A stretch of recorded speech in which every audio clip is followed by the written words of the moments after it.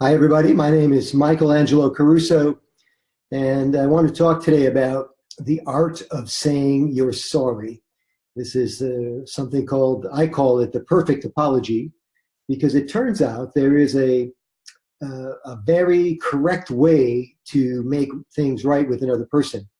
And so often, because of the emotional quicksand that's involved with healing a relationship, we get distracted by emotion, the other person's argument, our own ego. Sometimes we even get in our own way by choosing the wrong time to say I'm sorry. So I have a couple of tenets. I've been crafting this for a long time. I've written about it and published about it and spoken about it to many organizations who have me in to do conflict resolution work. And it doesn't matter what industry I'm speaking to or what kind of team I'm speaking to. It could be the front office, it could be the sales team, it could be the executive team, doesn't matter. The perfect apology goes roughly the same way every time. And it's kind of like acting. If you hit your marks, if you do what I tell you to do, you'll get about as close to perfection as is possible in the art of saying you're sorry to somebody. So I want you to grab a pencil and a pen. We're going to run this down. And by the way, if you like these tips, you should subscribe to my YouTube channel, which is youtube.com/Michael Angelo Caruso. And then you'll be notified of new videos whenever I post them, videos like this one.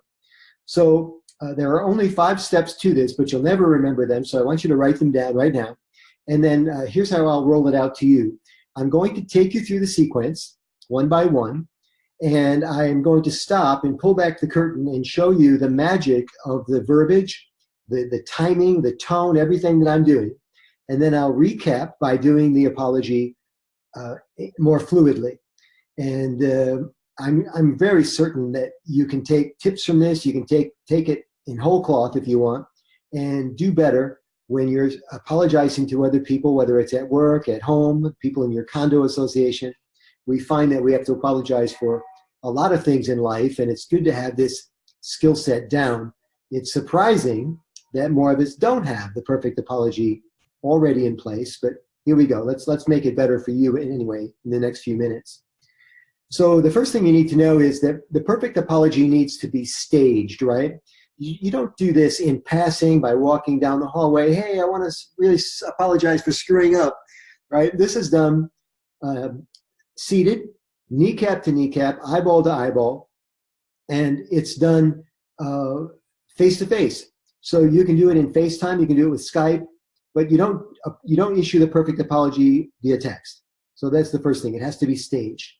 And to stage it, you open the dialogue. Let's say you're visiting somebody in their office or their cube, and you knock, and you say, "Excuse me, Bill, do you have a second? There's something important I need to share with you." Now, if Bill says, "No, I don't have a second right now," and let's face it, Bill's probably angry with you if you're coming in to apologize about something. He may just, his reflexive thing is, "No, I don't have time for you," right? And you have to accept that. But an interesting thing happens when you say, when he says to you, "No, I don't have time for you right now," and you walk out, "No worries, I'll come back another time." As you start to walk out, Bill psychologically thinks, I wonder what it is that he wants to say, and it makes him want it a little bit more than he would have wanted it if you forced yourself on him. So wait for Bill to tell you it's okay to come in or come sit down, because that's your next question. Great, this will just take a couple seconds. Do you mind if I sit? And again, you're giving him the choice. So this is all about getting him to say some soft yeses before you ask him for the hard yes. And the hard yes is coming in the way of forgiveness. So you're staging it, right? Seated rather than standing, face to face rather than text. Bill, I've been wanting to talk to you for quite a while now. Is it okay if I sit down for a minute? Great. I should have come in to talk to you about this earlier, and I'm sorry I haven't.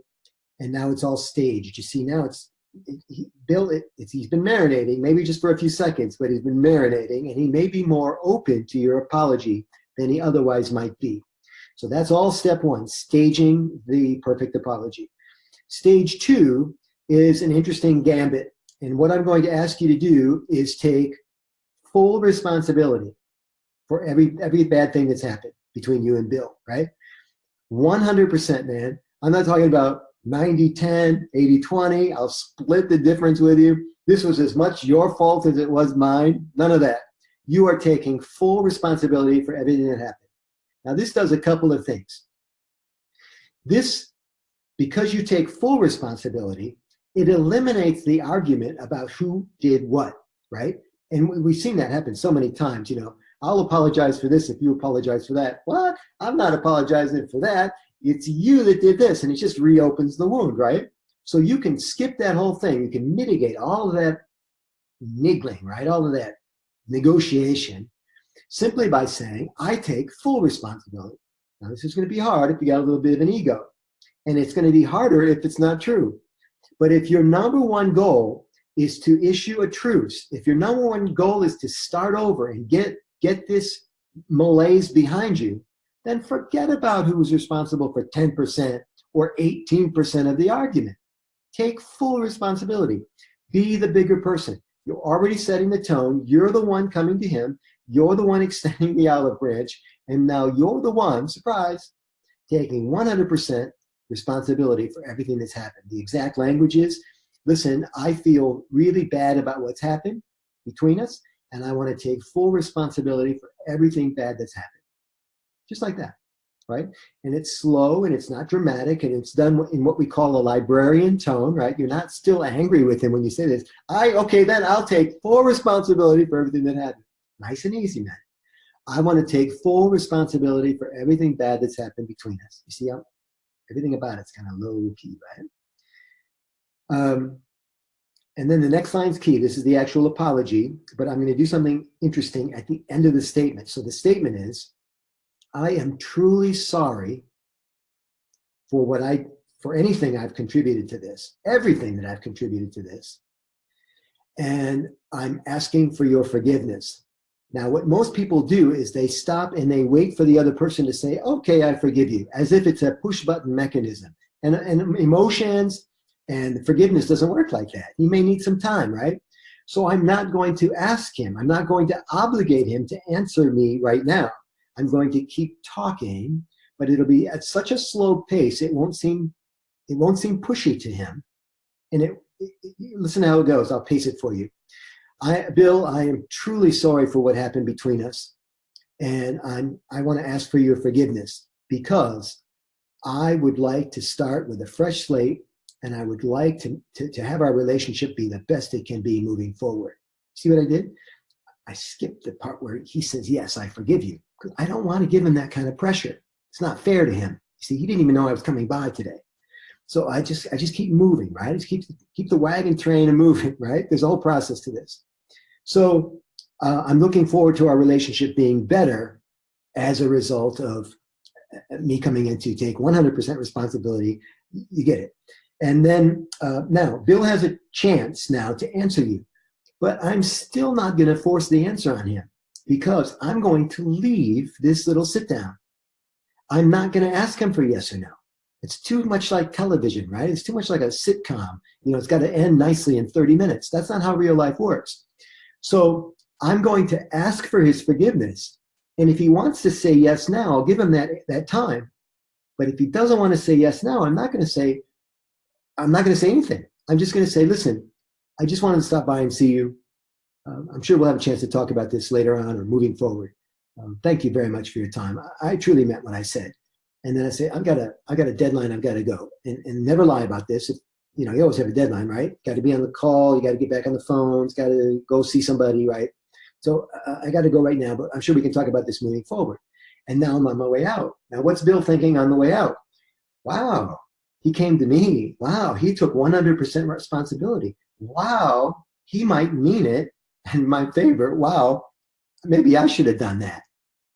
Maybe I should have taken the initiative. So he's learning, maybe he's learning his to adapt his version of the perfect apology.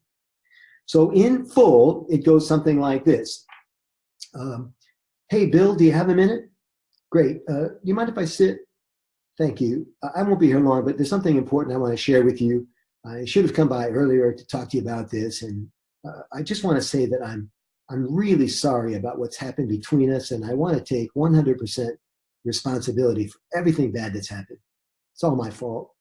And I want to do this because I'd like this to have a fresh slate, Bill. I'd like this to start over again. I'd like our relationship to be better than it is right now. And I really appreciate you listening to me for a few minutes. Would that be okay with you if our relationship was better than it is now? And you get a little soft yes from him, right? And you go, and then he might say, well, thanks for coming in, or let me think about it, or whatever crazy thing people say when this happens, because Bill's got an ego too. And then say, listen, I got to run. I just had a minute to do this, and I wanted to do it today.